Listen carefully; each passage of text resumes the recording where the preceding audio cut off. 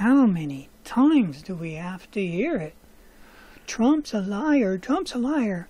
Oh, but Biden, he just makes gaffes. NBC's Chuck Todd compares Biden's gaffes to Trump's lies. Hello and welcome to the Tea Party Hardy channel, where the party is just getting started. Current events looked at through a skeptical eye using science, history, and sometimes humor to explore the events of the day. Let's get down to business. Following a series of campaign gaffes by 2020 presidential hopeful Joe Biden, NBC News' Chuck Todd tried to even the scales. Why? Why is he trying to even the scales? That's not reporting, that's not journalism. By asking if his mistakes were any worse than President Trump's lies during Meet the Press on Sunday. That's right. See? D stands for not Democrat, doesn't apply to me, and R stands for not Republican, no, responsible everything. Because Joe Biden, well, he just made mistakes. Whereas, no, Trump is a liar. See, it doesn't apply to him. The word lie doesn't apply to him. And Trump is responsible for every single minutia word, even when he's joking. For Biden, whispers about his age have been growing louder. Probably so he can hear them, especially given some recent verbal face plants, Todd says.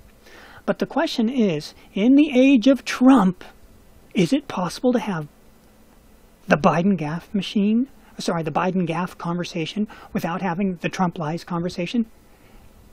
Constantly using the verbal shifting.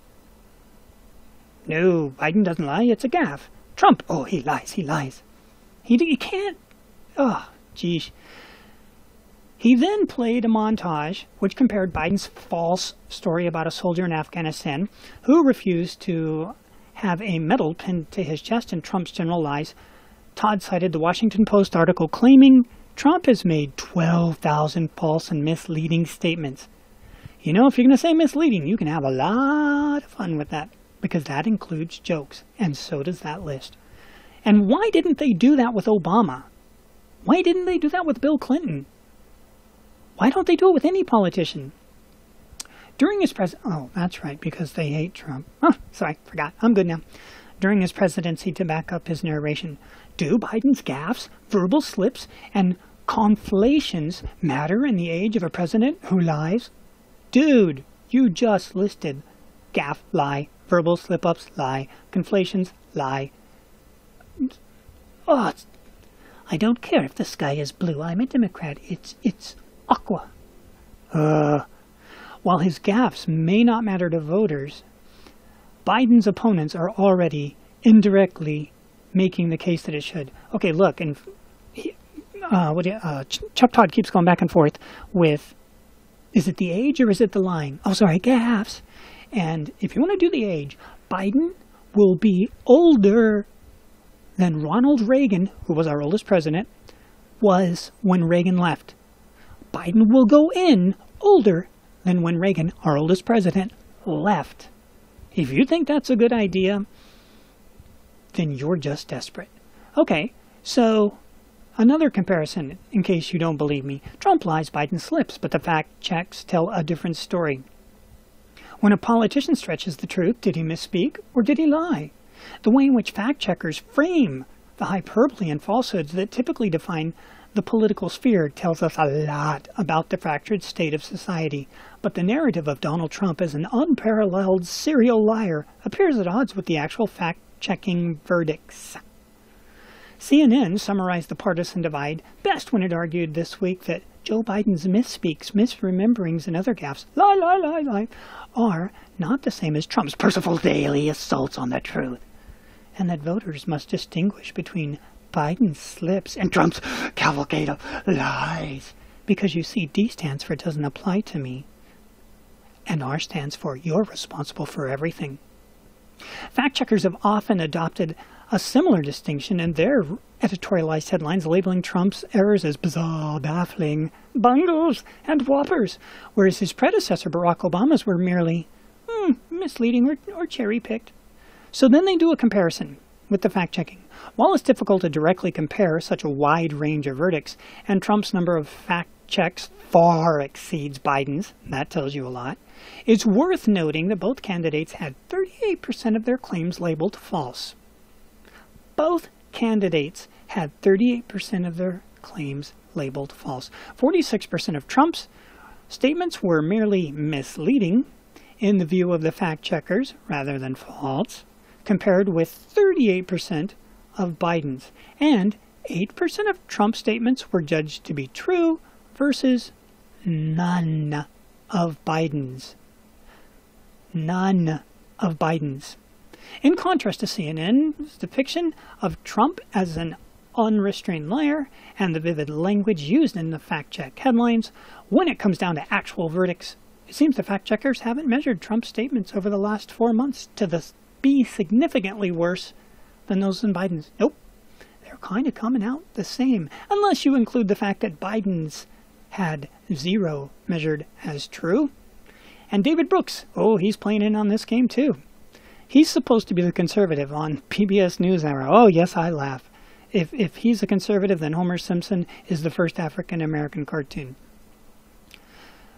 Let's see, David Brooks said in the New York Times that's sort of par for the course of G7 summits, but I think what struck me this week was how the debate changed around Donald Trump. There's been whispering he is mentally not as fit as he was. You better believe it's whispering because nobody's heard it besides David Brooks.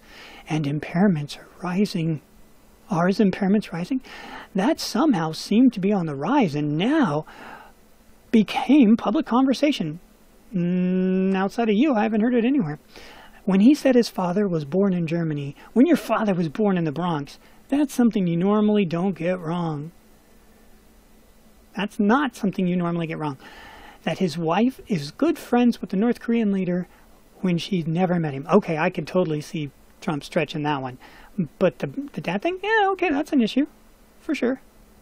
But let's see what he says about Biden. Same writer. I mean, Biden may be aging, and maybe that's an issue. I think it's a legitimate issue for the voters to think about. But he's not mendacious. He's not irresponsible. Really? My word is a Biden. This is the God's truth, is what he said when he was talking about the Afghanistan story. I'm sorry, that's mendacious. That's irresponsible. That's no gaffe. That's a lie. And when he confesses that that's my word as Biden, take him at it. Take him at that. Can't lie all the time or you wouldn't be able to make a sentence. He is not irresponsible. He may embellish a story to improve its dramatic effect. And he may be forgetting things. Our memories are just much more fallible than we think. Every memory expert tells you that. And when you're on the campaign trail doing thousands of events, traveling everywhere, things get jostled in your mind. See?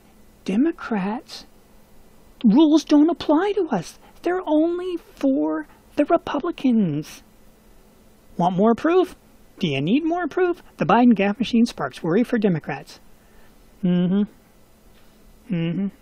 Let's get down to the part where it says Democrats stands for does not apply to me, and R stands for responsible for everything, because here it is. Yet Biden keeps moving forward and his polls remain solid. The reason is President Donald Trump. All of the ways in which Biden stumbles are nothing compared to what Americans see from the president, certainly not in the eyes of most Democrats. Bingo. Doesn't apply to me. You're responsible for everything. President Trump is the liar-in-chief, period. President Trump is the king of fogging the public record to hide key parts of his past, period.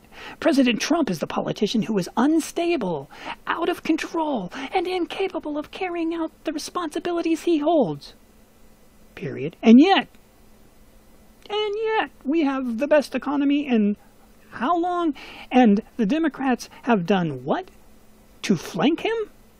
And yet, he can't carry out the responsibilities he holds? Well, then you guys aren't very good fighters. With a president like this, at least thus far, many Democrats are willing to say, oh, the rules don't apply.